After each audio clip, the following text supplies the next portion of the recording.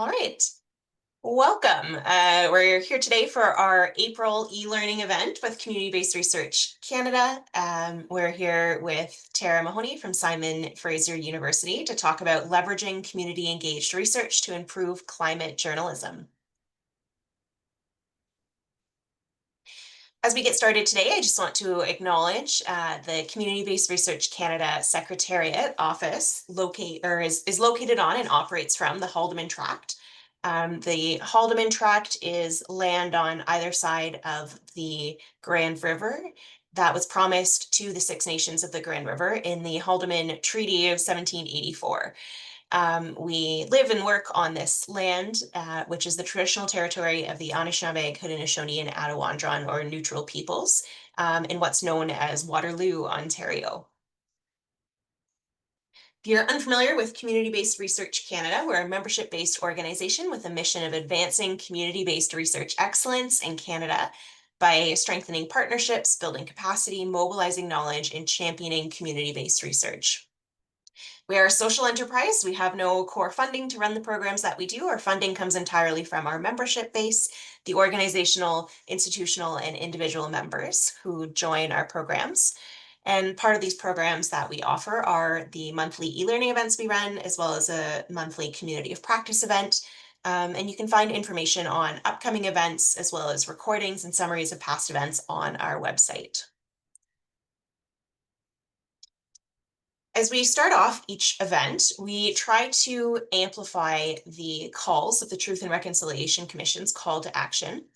And today we're talking about journalism. We're talking about it specifically in the context of climate and climate journalism, but it brought to mind for me call to action number 86, which is call upon Canadian journalism programs in media schools to require education for all students on the history of Aboriginal peoples, including the history and legacy of residential schools, the United Nations Declaration on the Rights of Indigenous Peoples, treaties and Aboriginal rights, Indigenous law, and Aboriginal Crown relations. At Community-Based Research Canada, we're committed to continual reflection on the interconnections between truth and reconciliation and the various topics that we approach using community-based research. We have a wonderful presentation coming up for you today. We will have a designated question and answer period after that event. I encourage you folks, we're a small audience here today, so you're welcome to enter your questions into the chat box at any time through the event. That way, when we get to the question and answer period, any questions that are already entered into the chat are the questions that we'll start with. It'll help that question and answer period go a little more quickly if you enter those questions as they come to your mind. When we get to the designated question and answer period, we'll address any questions that have come in the chat box already, and we'll welcome you to ask more questions as well. Again, since we are an intimate audience today, we can welcome you as well if you'd like to come on camera or to unmute yourselves to share your questions verbally as well. And then we'll wrap up the event today right at 1 o'clock Eastern time, so just shy of an hour from now. You will have got the notice that we do record these events. They'll be posted on our website so that the event link can be viewed later, can be sent to others within your network who missed this event that you think might be interested. Without further ado, I'll introduce Tara Mahoney, Research and Engagement Manager with the Community Engaged Research Initiative, CERi, at Simon Fraser University. Tara has over 15 years of experience in community organization and has a PhD in communications from Simon Fraser and has been at the forefront of various innovative projects that bridge the gap between academic research and community-driven solutions. She currently oversees the creation and production of Simon Fraser's CERi publications and programs, and is published widely on topics related to community engaged research and public engagement with climate issues. So I will pass things over to Tara to talk to us about her projects leveraging community engaged research to improve climate journalism. Take it away, Tara. Thanks, Amanda. And hello, everybody. I'm Tara. It's great to be here today. Thanks for joining.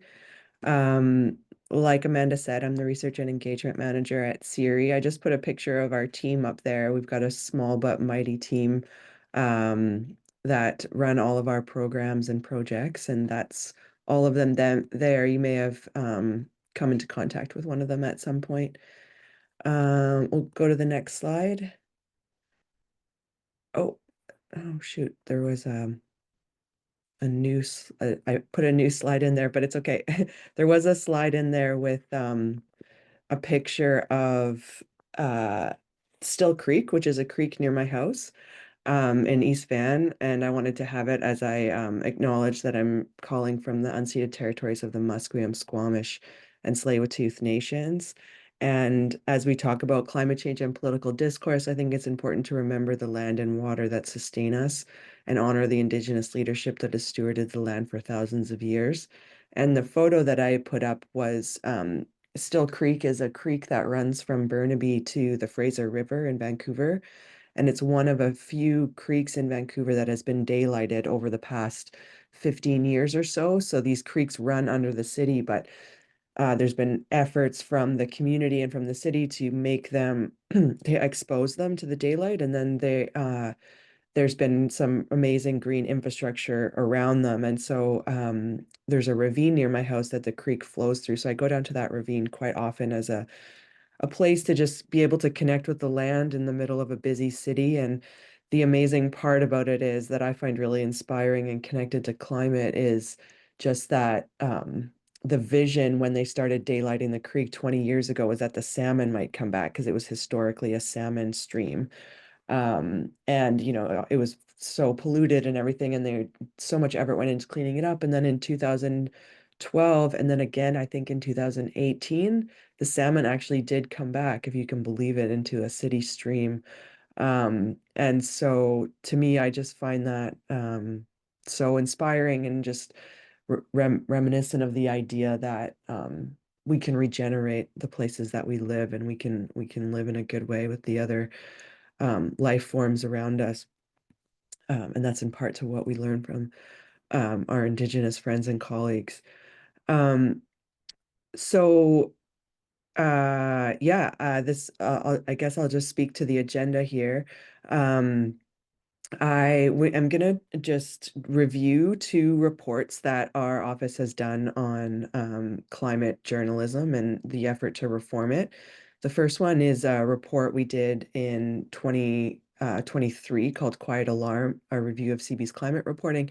And the second report is a follow-up to that, which we just released. Actually, we had our launch yesterday on covering climate elections. And so I'm going to talk a bit about those two reports and some on the findings um, and on the recommendations that came out of them, and talk a bit about the method and how we use community engaged research throughout both projects.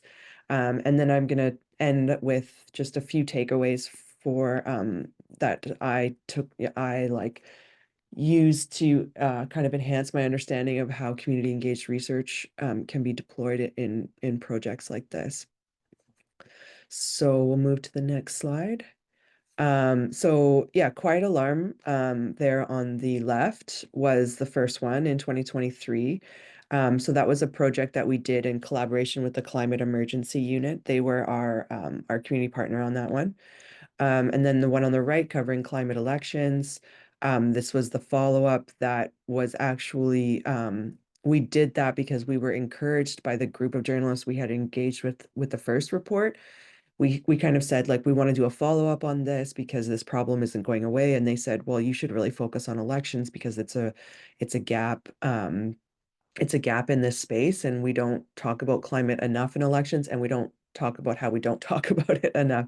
So so that led to the second project there, uh which we didn't partner with Community Engaged Research Project on the second one, just the first, but we did still maintain that kind of like community advisory associated with it. The other advice that we got was to look beyond the CBC. So the first one was, as you can see, focused specifically on the CBC. The second one, and this was again advice from our advisory group, was to go beyond and look at privately owned broadcasters as well, such as Global and CTV. So we adjusted the study for that. Both projects worked with a group of about 25 volunteers from across Canada to track the climate reporting over the study periods. And the goal of both projects was to provide evidence and data on the strengths and weaknesses of climate reporting in Canada in order to make a case for reforms and improvements. And we worked, our kind of core audience was like working journalists and producers, to kind of give them something that was Canadian specific that they could use to improve not only their own reporting, but something that could support working climate journalists too, like when they were in meetings and things like that, to say like, hey, here's a gap, in our reporting, and give them support to advocate for better climate reporting, because we knew that there was a lot of journalists within places like the CBC that wanted better climate journalism, but didn't necessarily have the tools to advocate for it. We'll go to the next slide. Um, the other thing I want to mention about the Quiet Alarm project was that because Climate Emergency Unit was our partner on it, that is an organization that was founded by Seth Klein. And if you may be familiar with his book, The Good War, which if you're not, I highly recommend it, which is a book about basically comparing climate change to World War II and making the case that we need a wartime level mobilization effort to address climate change in the same way we did with World War II. And in that book, and so the Climate Emergency Unit was set up to sort of advocate for the policy recommendations in that book. And one of the chapters discusses the role of public media and the role of the CBC in addressing the climate emergency. So that was kind of like what we were anchored to, the idea we were anchored to when we were going through that project. We'll go to the next slide. And so just digging in a bit to climate alarm, we monitored many shows during the study period, which was April 24th to May 5th. And these were kind of like the flagship news shows of CBC. So we couldn't do everything. We couldn't do online. We just did radio and TV, but we thought, because these were the flagship media shows, they would influence other media. So like they would influence what was being said online and what was going out through their other channels, because these were the most high profile shows, and like the radio shows with the biggest markets and things like that. So that's what was, and we wanted to get a good sample across the country. So that was why we chose the ones we did. Um, we asked our volunteers to listen to the shows that they were assigned and then fill out a questionnaire after they heard a climate story. And then we gave them a definition of what a climate story was. And the questions were designed to measure if the stories were following the best practices of climate journalism as laid out by Covering Climate Now, which is a consortium of news organizations committed to producing more informed climate stories across beats. So that's how we kind of designed the survey.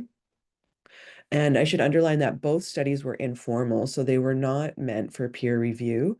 And the reason for that was, we may submit it for peer review down the road, but the reason for that was really accountability to our audience, like, or our community in this case, which was working journalists and producers. And we know that they're operating on a very fast timeline. And the nature of the climate issue is also evolving very rapidly. So what's happening in climate today is not the same that's going to be happening 6 months, even a year from now.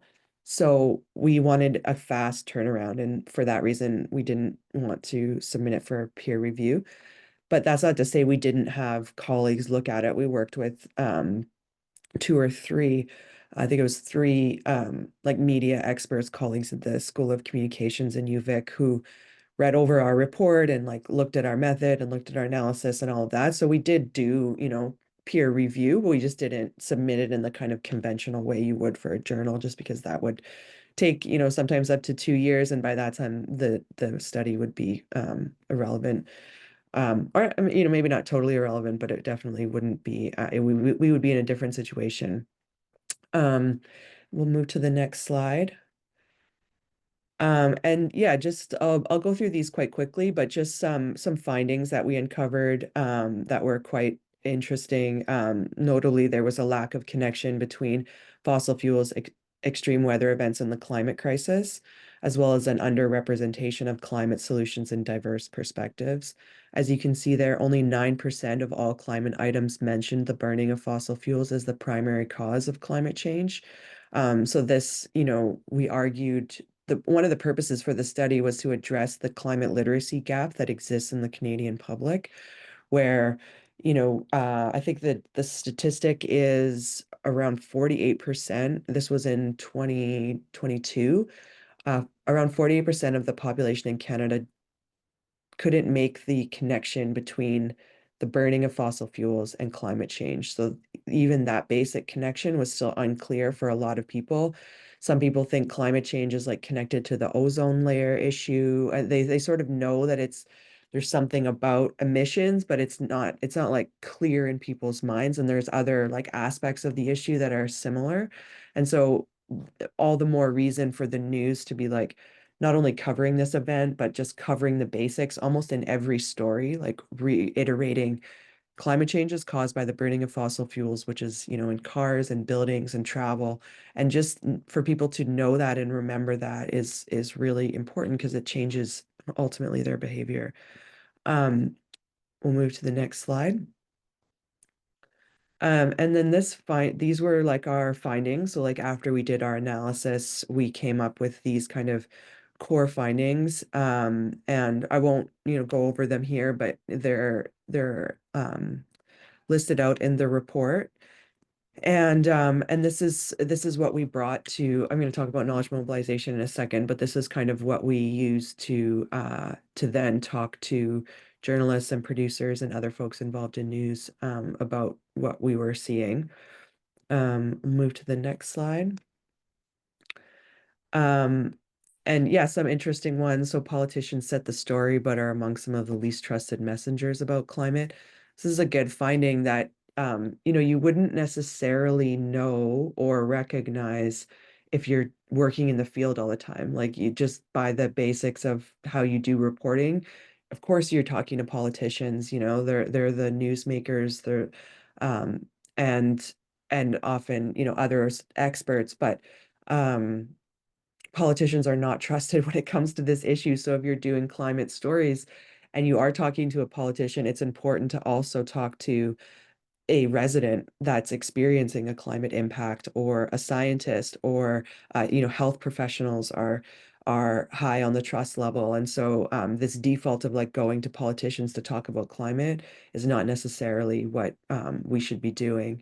And this again pulls from the Covering Climate Now best practices and was also present in our data. And so we'll move to the next slide. We can skip this one. This one is just about sources. So we kind of like quantified the type of sources that were being discussed in the stories, and we'll move to the next slide. And then another interesting finding was about the diversity of impacted communities. So we saw that we're not hearing from unhoused populations, for example, nearly enough. We're not hearing from children that much. We're not hearing from the people who, are experiencing climate impacts first and worst. And so that was another big finding that we thought was quite important and that we really pushed in our knowledge mobilization. Next slide. I think I'm going to skip this one just for sake of time. And this one as well. I want to get to the second report. And these were our recommendations.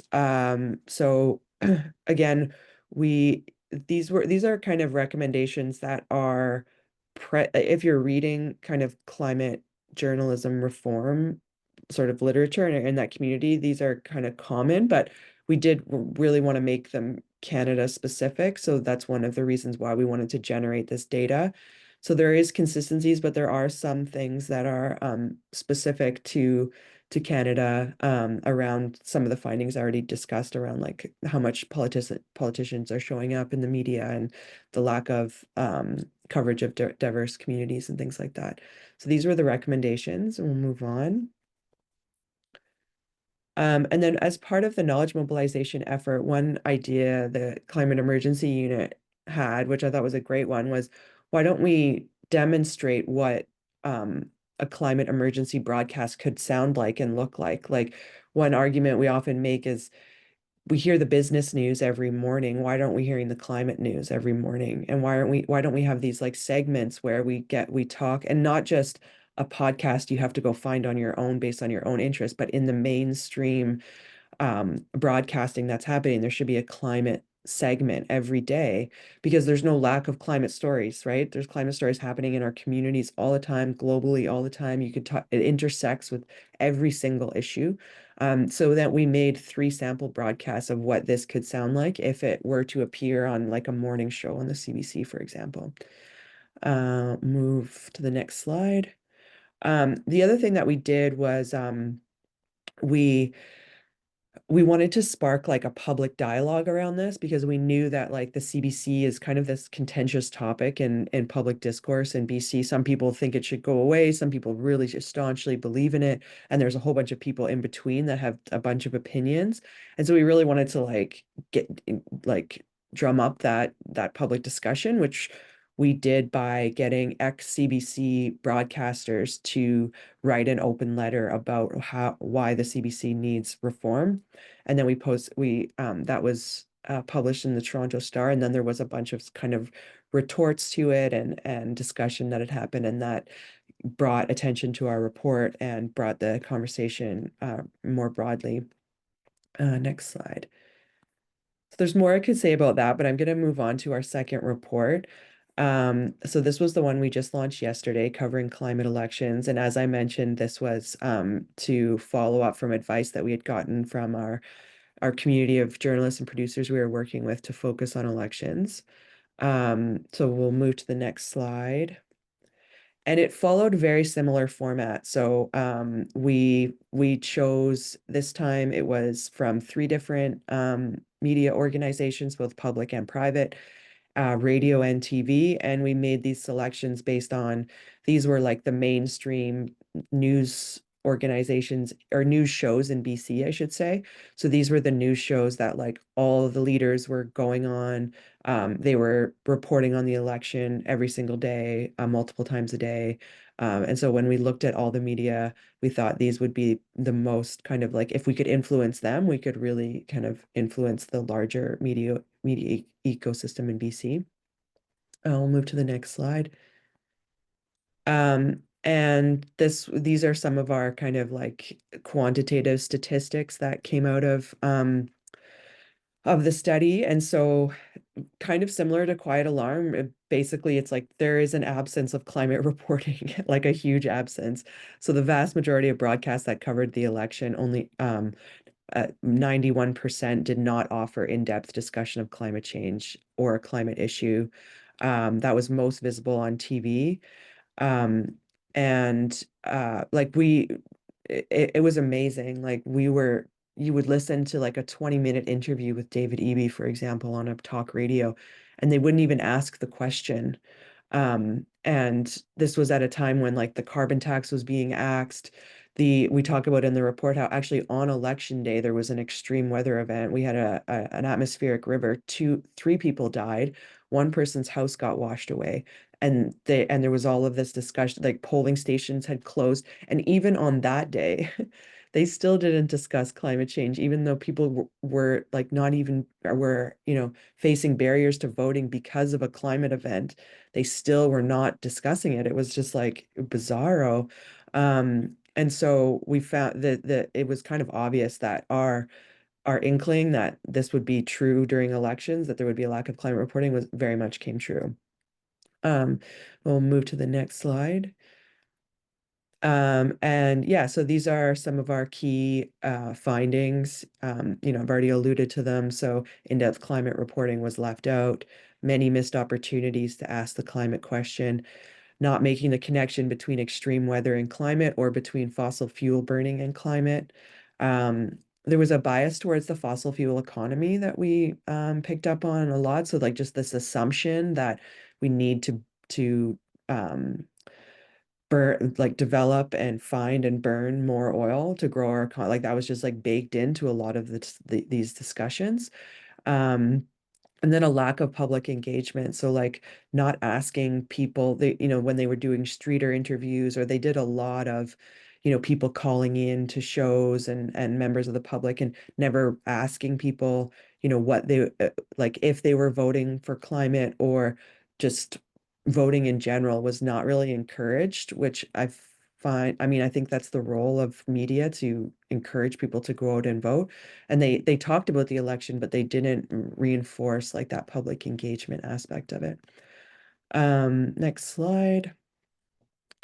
These are just some quotes like straight from the volunteers from the survey. And what I just want to say here is just like the the volunteers were amazing. Like if you ever run a study like this, it kind of like reinvigorates your hope in the public because they were so engaged, like they were so kind of like really paying attention to what they were hearing and had and just like provided really good feedback to like where they would listen to a show and they would offer these sort of like nuanced reflections of like they said this but they didn't say that, and they talked about farmers and they could have mentioned climate but they didn't, and so it really gave us like an insight into a really great insights into what was being heard across the spectrum of shows. Next slide. And then similar to Quiet Alarm, we made recommendations, key takeaways that folks could use to think about how they both do their reporting and also like producers, how they think about their show in a more broad way over time. So these were our key takeaways. I won't go into them here, but you can read them in the report. Next slide. And just more of the key takeaways. And we'll move to the next slide.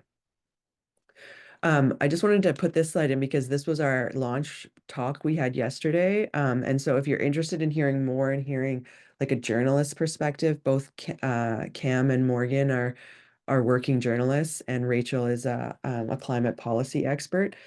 They really get into the nuances of this report and talk about like why it's important now and what it means for journalists and things like that and how it could be taken up. So if you want to watch that, it's an hour-long discussion and it'll be up on our CERi website probably by the end of today, but by tomorrow for sure. And next slide. And so there's just a couple of takeaways I wanted to highlight that these studies kind of point to. Related to community engaged research. So one of them was like the community partnership. So I mentioned the community engaged research, or sorry, climate emergency unit was our partner, and that allowed us to co-create the study with them, but also co-create it with, we had an advisory group of journalists, producers, academics, and like climate organizers that we would meet with like monthly, and just to hear from them like what is useful, like what is an intervention that would work for you. And so that was like a big part of I think why the report traveled the way that it did, because we, especially with Quiet Alarm, the second one is very new still, but with Quiet Alarm, like the people we were talking to from the CBC, everybody knew about it. It was getting shared around on their internal like Slack channel. Even Susan Ormiston, I had a chance to talk to her, who's the climate correspondent for the National. I was like, "Did you come across our report?" She's like, "Yes, I'm very familiar." So that was great, like that it was getting up to those levels. And so I think that had a lot to do with us taking our direction from the people who were going to be using the research the most. Um, the knowledge mobilization piece. So for this type of research, like we found it really important to have a theory of change. So kind of connected to my previous point about the community partnerships and the co-creation, what like being super, super clear and revisiting it several times, like what do we think is going to happen with this research? And like tracing back, like what do we want? What is the change we want to see? The change we want to see is better climate reporting. How do we get there? Like who are the people who are doing the climate reporting? Who are the people that are making the decisions? Like who are the executives? Who are the producers? Like we mapped all those people and we were like, if we can influence them with data, we said like journalists we think will respond well to data and their own sort of like reporting.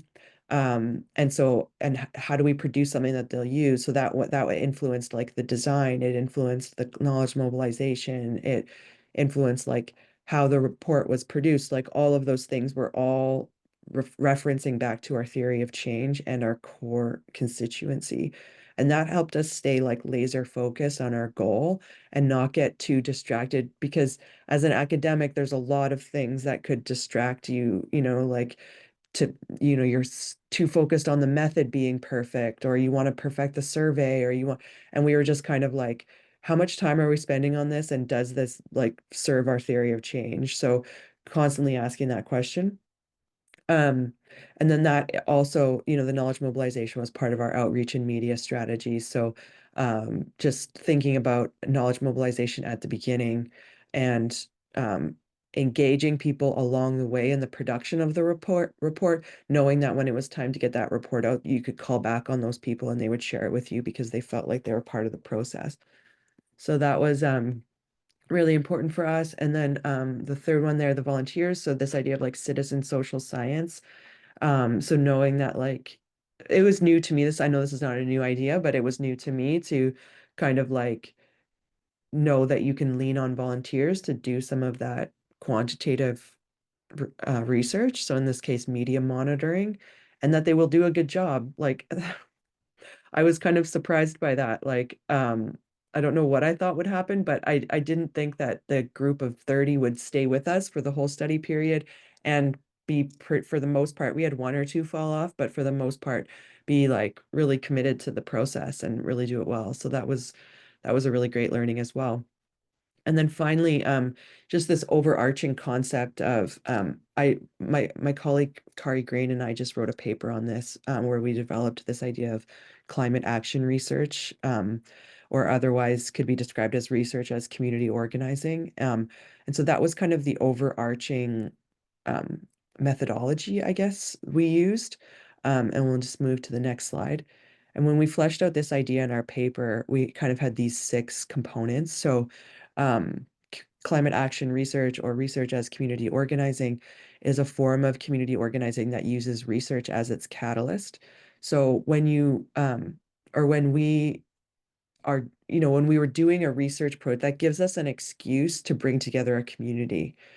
So it brought together a community of, researchers, journalists, climate advocates, the people I was talking about, to focus on this one project. And then it's leveraging the resources of research. So the people who have expertise, the sort of media experts we were working with, alongside the journalists themselves. So research is like the catalyst for these people to come together and talk and come up with something to move the issue forward.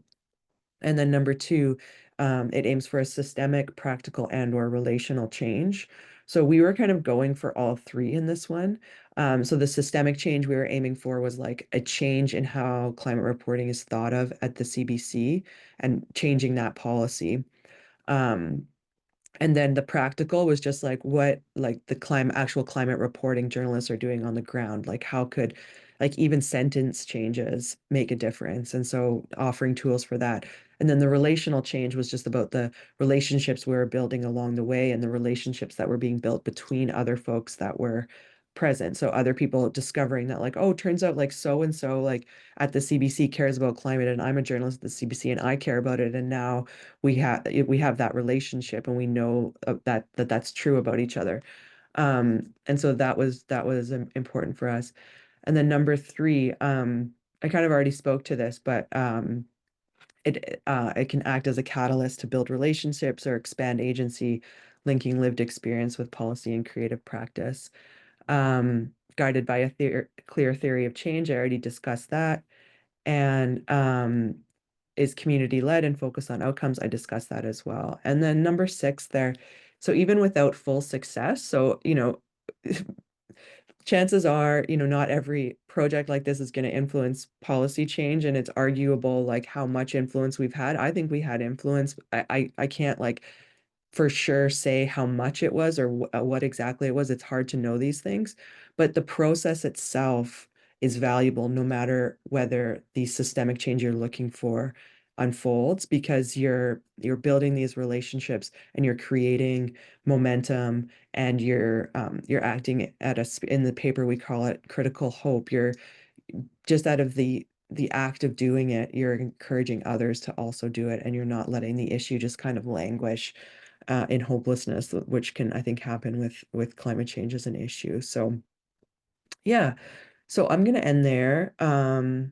Thank you so much for your attention, and yeah, feel free to reach out if you want to chat more about this, and check out our other work on our website.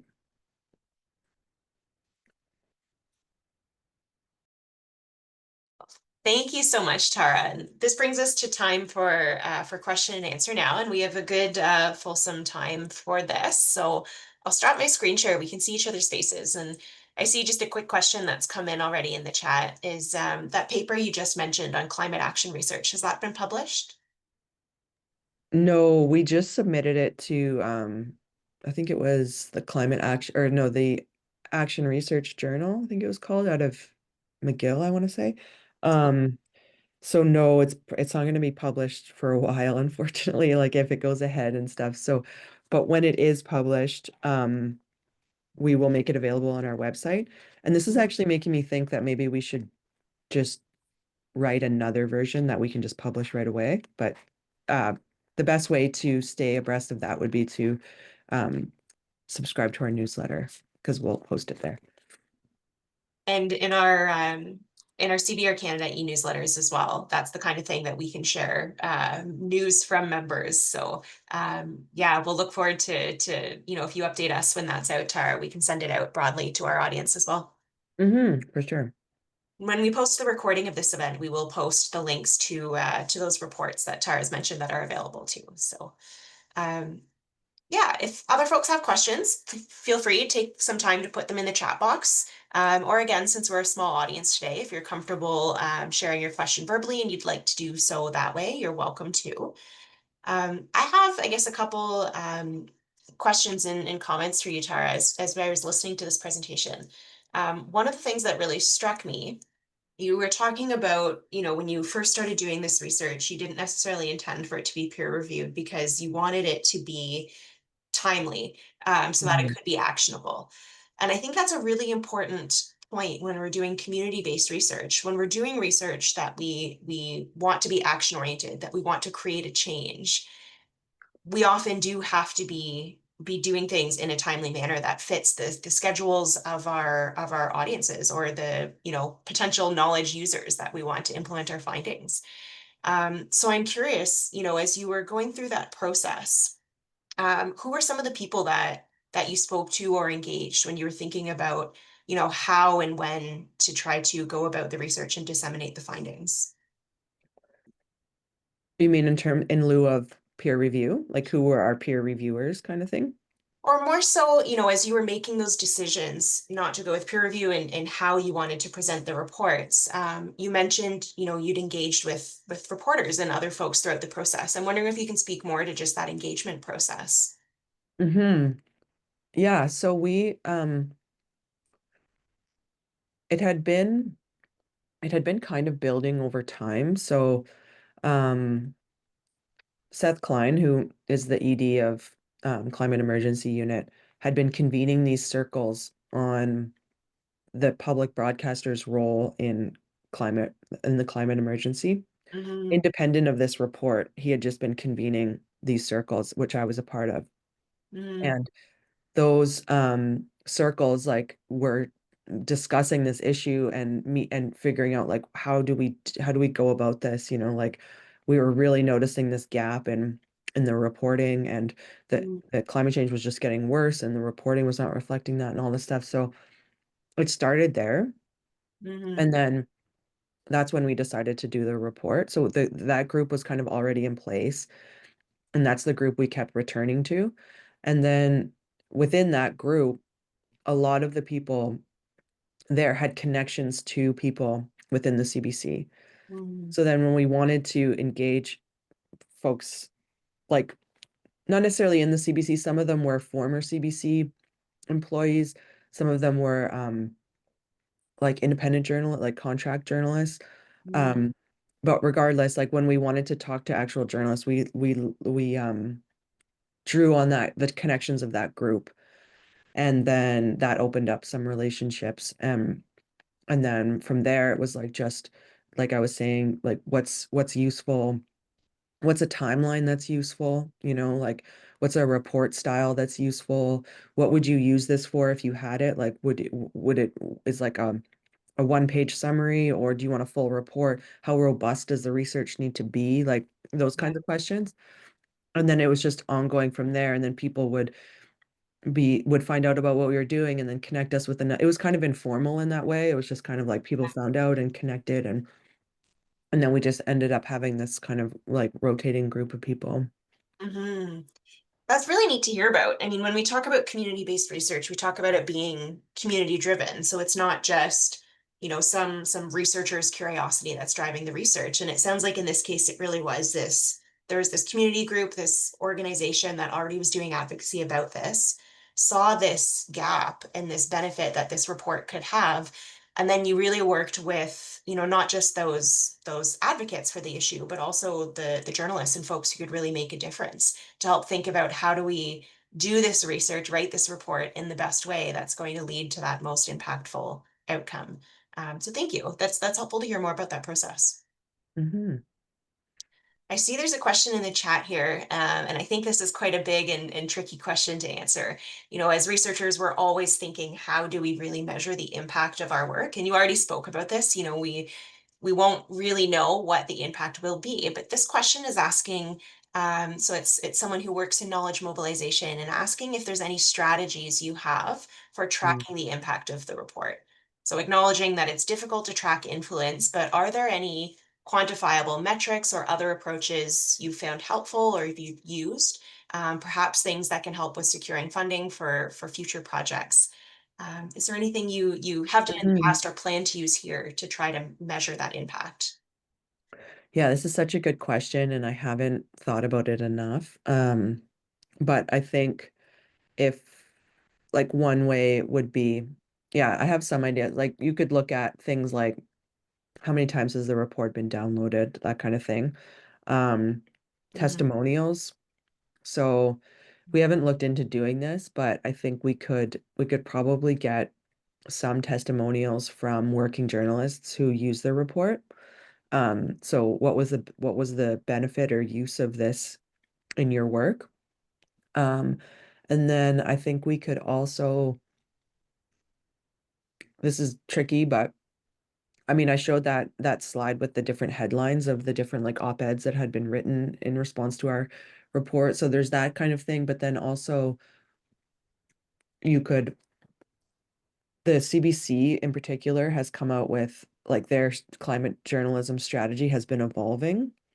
And every so often they come out with like a new pledge, or this is what we're doing now, and we've got this like, so we can't really take credit for that because they could have made that decision independent regardless of our report. But you could say, you know, our report came out here, and then like 3, 4 months later, there's like a commitment to do better, which is what happened. We spoke directly with Brody Fentlin, who was um the head of news at CBC, gave him our report several times, and we weren't in like dialogue necessarily, but he definitely knew what we were doing. Mhm. And then a couple months later, there was this commitment to do better climate journalism, to have like a climate, like specific kind of like unit that would get more funding and things like that, sort of that we had been calling for. Mhm. Like I said, it's hard to say if that was because of us or if they were going to do that anyways, but you could infer from the timing of those things. Yeah, and that's that tricky, causation versus correlation and Hmm. causation versus contribution, right? So new and evolving evaluation approaches that are being used to evaluate research impact, evaluate the impact of knowledge mobilization, are looking at contribution analysis now. So can we say, even if this didn't cause this, there could have been reasonably a contribution of this report to these changes Right. that were made? So it's really interesting, and it makes me think as well. I come from previously doing a lot of work in suicide prevention and research in suicide prevention, and similar to some of this work, there was a report that was developed and some guidelines about how to report on suicide safely in the media to try to Mhm. prevent um, an increase in suicides due to dangerous reporting of suicide. We know certain ways of speaking about suicide can increase the risk. Uh, Mm, and so, they after this report went out, they analyzed, did the language, did headlines change after this mm, report, and what were the amounts of that? And so there's really interesting ways you can try to do that. But of course, that's a research project in and of itself that, that needs funding and staffing and support to run. Uh, mhm, but yeah, it's interesting to think about what are the ways we can try to, not necessarily prove causation, but look at the correlation our research work could have, or the contribution our research work could have to some of those impacts. mhm. Yeah, definitely. That sounds really that like a cool study to do. Yeah, fantastic researchers out of the University of Toronto that do a lot of that work. Mm. And I'm a bit disconnected from that world now, but I'm sure there are other areas that have done this kind of, media analysis. So it's fantastic to hear how you've been working on it with climate reporting. And thank you for Well, that wonderful question. and I think I just wanted to add to that. Like, I think it's also with evaluation, like on one hand, I like deeply value evaluation. I think it's really important to know if what we're doing is working. And then on the other hand, it's like I'm like, how much time do we spend on it? And is it worth the time we're spending on it? So it's like it's like finding that balance because if we're spending a lot of time evaluating what we're doing and not actually doing the work itself, like what are Mhm. we giving up in order to do the evaluate? I think it's just an important consideration. Like I'm not advocating for one or the other, but it's yeah, I'm just like there's so little time and capacity, like everybody's stretched so thin, so we have to make these like hard choices of what do we focus on. And so I think like tools for evaluation, this is why I think it's such a good question to raise. It's like what are like Mhm. efficient tools of evaluation we can use that Absolutely. don't like draw out the process from doing the actual like work of the thing. Hmm. Well, and as that's my kind of trade, my practice. I'm a credentialed evaluator. I do program evaluation, and that's, for myself, part of what I consider ethical evaluation is you work with the organization to really say what pieces of evaluation are going to be meaningful and impactful for you, and that's where we'll focus the evaluation efforts. So it's interesting thinking about these intersections. Mm-hmm. I see a hand up. Sabine, would you like to ask a question? Yeah, thank you for a really interesting talk. I really enjoyed learning about this. I was wondering about like I guess the decision to go with CBC, like CBC as and like the major networks and like the major flagship shows. And so I was just wondering like if you'd get different information or like different literacy depending on the the channel that information is being put out, and like whether journalists like I don't know, like there's a general journalist, then maybe there's people who are more knowledgeable about climate, and just and like the audience for that as well is different depending on um different like sources of news. And just like wondering about how many people are turning to CBC for their climate news. And I don't know, like the thing that really stood out to me was the statistic about like only 48% of people Mm-hmm. really understand the connection. And so I just wasn't sure. I guess I was really interested in all those different things that you brought to the forefront today. And I'm just wondering, like, if you were to do like a further study or a follow-up study, like, what might you change, or like, how could you find out like how climate journalism could be done in different ways, like for different audiences. So I don't know if that question is making sense, but if you just want to speak to any of those like Mm-hmm. issues or things that might have come up during discussions with the journalists on the advisory board, like how did you decide to go with this particular, you know, direction or focus? Yeah. Yeah. On the kind of like did different broadcasters have different like kind of outcomes when it came to their climate reporting? I'd say yeah. So when we brought in the looking at the private broadcasters, and this has been documented in other research a lot, but like the private broadcasters more like for the most part didn't have as good of climate journalism as the CBC. The CBC usually came up when you compared them. the CBC was usually better. Um, and so just like more stories, more in-depth stories. Like the CBC already wasn't very good, but they were better than the privates in a lot of ways.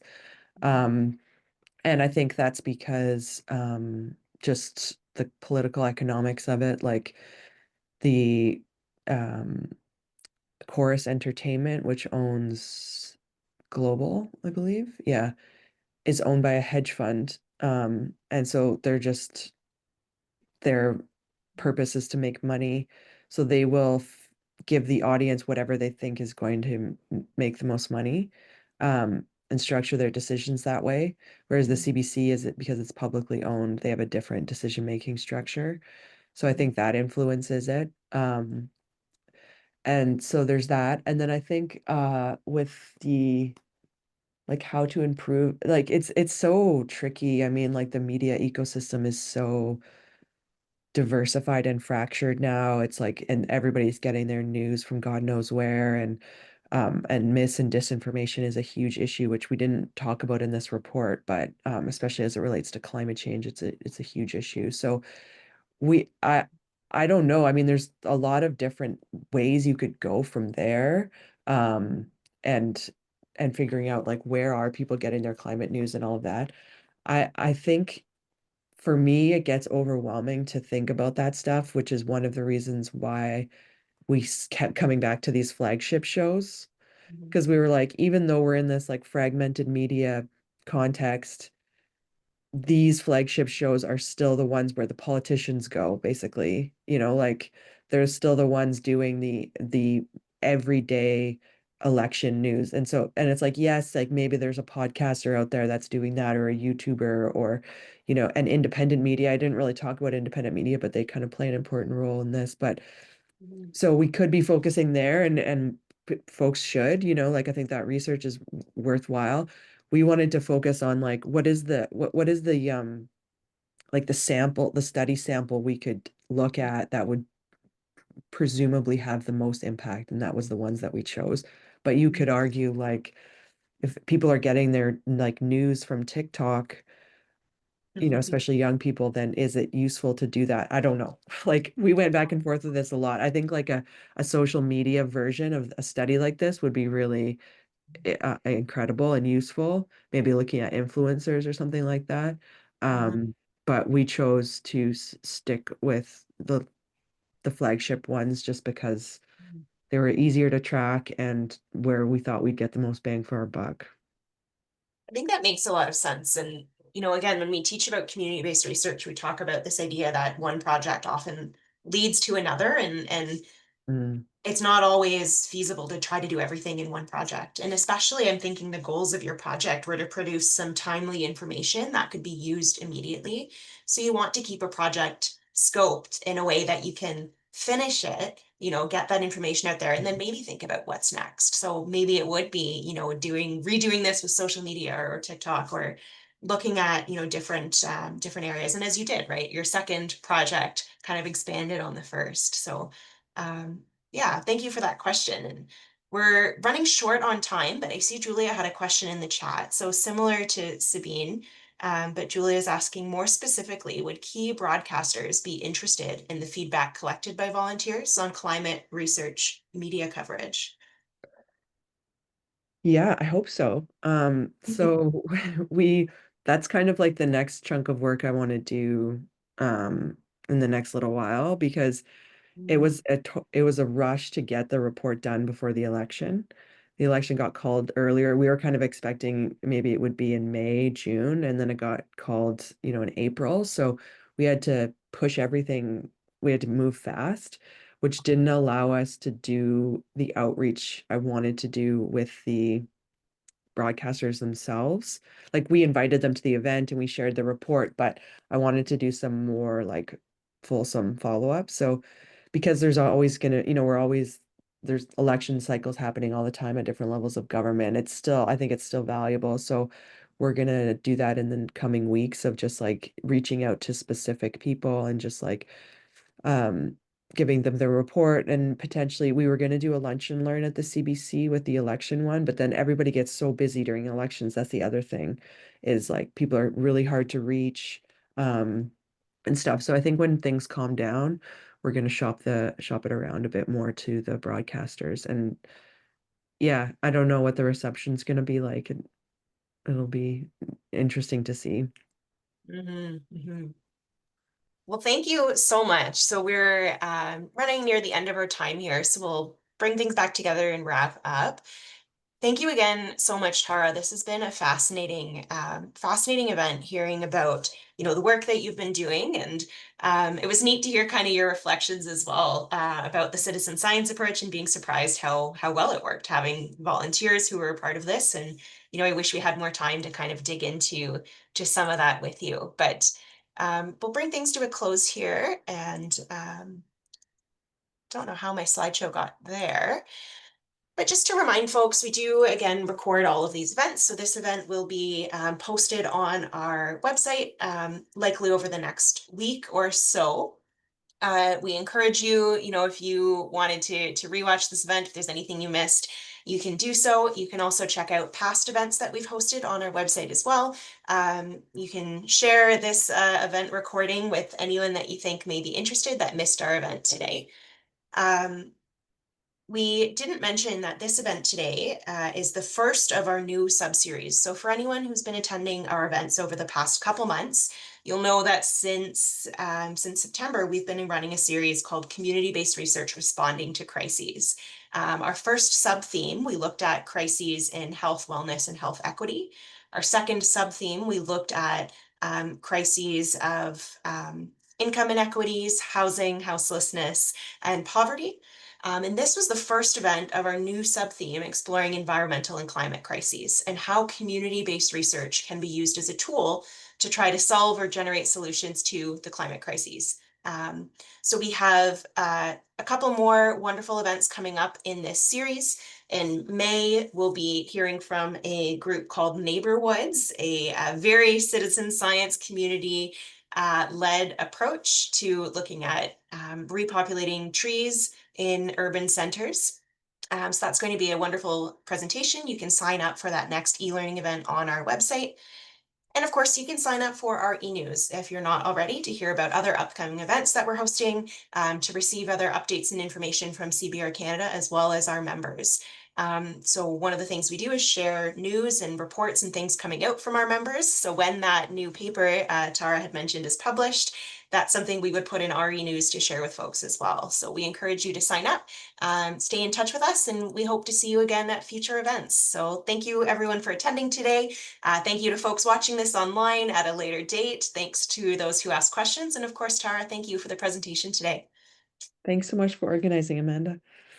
Wonderful. Have a great rest of your day, everyone. Bye.